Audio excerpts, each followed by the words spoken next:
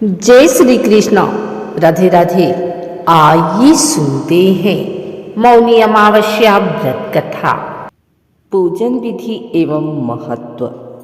हिंदू धर्म में माघ मास की अमावस्या को मौनी अमावस्या कहते हैं। मान्यता है कि ऐसा करने से पुण्य फलों की प्राप्ति होती है और पितरों का आशीर्वाद मिलता है।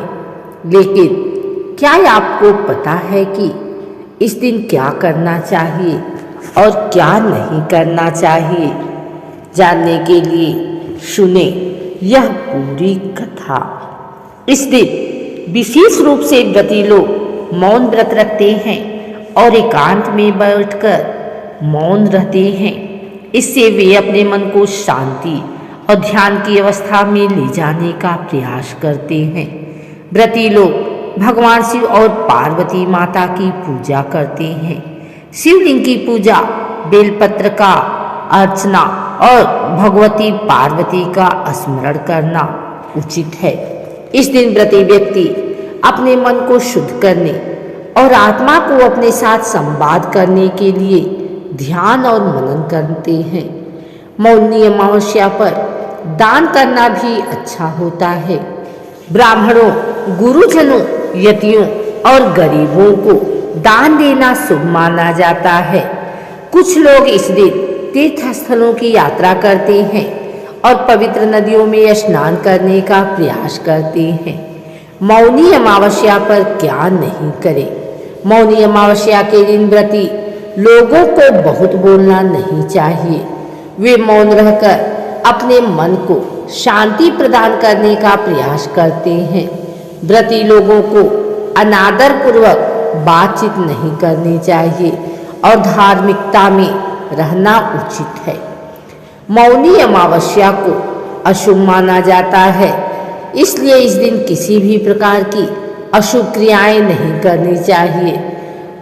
आइए सुनते हैं मौनी अमावस्या व्रत कथा। पुराणों के अनुसार कांचीपुरी में एक ब्राह्मण रहता था। उसका नाम देवस्वामी था तथा उसकी पत्नी का नाम धनवती था। उनके 7 पुत्र तथा 1 पुत्री थी। पुत्री का नाम गुणवती था। ब्राह्मण ने 7 पुत्रों का विवाह करके बेटी के लिए वर खोजने अपने सबसे बड़े पुत्र को भेजा। उसी दौरान किसी पंडित ने पुत्री की जन्म कुंडली देखी और बताया, सप्तपदी होते होते यह कन्या विधवा हो जाएगी। तब उस ब्राह्मण ने पंडित जी से पूछा, पुत्री की इस वैधव्य दोष का निवारण कैसे होगा? पंडित ने कहा, सोमा का पूजन करने से वैधव्य दोष दूर होगा। फिर सोमा का परिचय देते हुए उन्होंने बताया, वह एक धोबिन है। उसका निवास स्थान सिंघल द्वीप है। उसे जैसे तैसे प्रसन्न करो और गुणवती के विवाह से पूर्व उसे यहाँ बुला लो।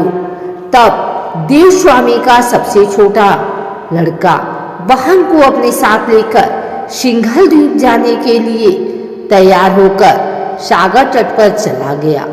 सागर पार करने की चिंता में दोनों एक वृक्ष की छाया में बैठ गए। उस पेड़ पर एक घोंसले में गिद्ध का परिवार रहता था। उस समय घोंसले में सिर्फ गिद्ध के बच्चे थे। गिद्ध के बच्चे भाई बहन के क्रियाकलापों को देख रहे थे। सायंकाल के समय उन बच्चों की माँ आई तो उन्होंने भोजन नहीं किया।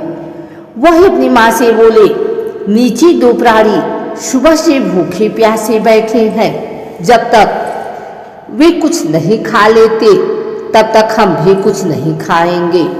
तब दया और ममता के वशीभूत गिद्ध माता उनके पास आई और बोली, मैंने आपकी इच्छाओं को जान लिया है।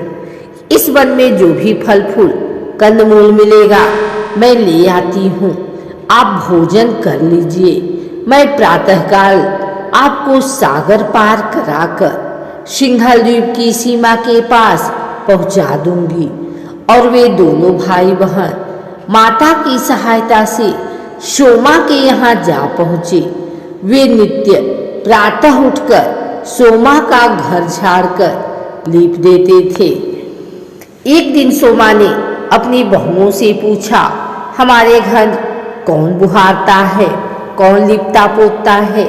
सबने कहा, हमारे सिवाय और कौन बाहर से इस काम को करने आएगा। किंतु सोमा को उनकी बातों पर विश्वास नहीं हुआ। एक दिन उसने रहस्य जानना चाहा। वह सारी रात जागी और सब कुछ प्रत्यक्ष देखकर जान गई। सोमा का उन बहन भाई से वार्तालाप हुआ। भाई ने सोमा को बहन संबंधी सारी बात बता दी।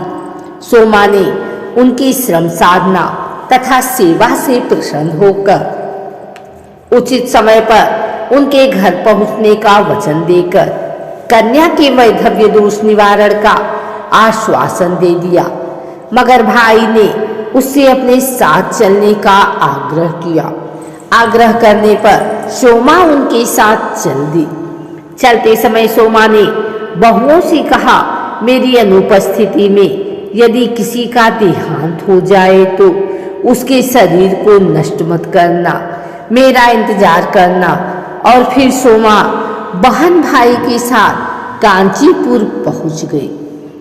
दूसरे दिन गुणवती के विवाह का कार्यक्रम तय हो गया। सप्तपदी होते ही उसका पति मर गया। सोमा ने तुरंत अपने संचित पुण्यों का फल गुणवती को प्रदान कर दिया। तुरंत ही उसका पति जीवित हो उठा। सोमा उन्हें आशीर्वाद देकर अपने घर चले गए। उधर गुणवती को पुण्य फल देने से सोमा के पुत्र जमाता तथा पति की मृत्यु हो गई। सोमा ने पुण्य फल संचित करने के लिए मार्ग में अश्वत्थ पीपल वृक्ष की छाया में विष्णु जी का पूजन करके 108 परिक्रमाएं की। इसके पूर्ण होने पर उसके परिवार के मृतक जन जीवित हो उठे।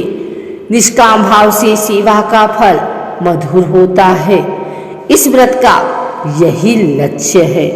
अगर आपको हमारी वीडियो अच्छी लगी हो तो इसे लाइक करें, कमेंट करें, शेयर करें।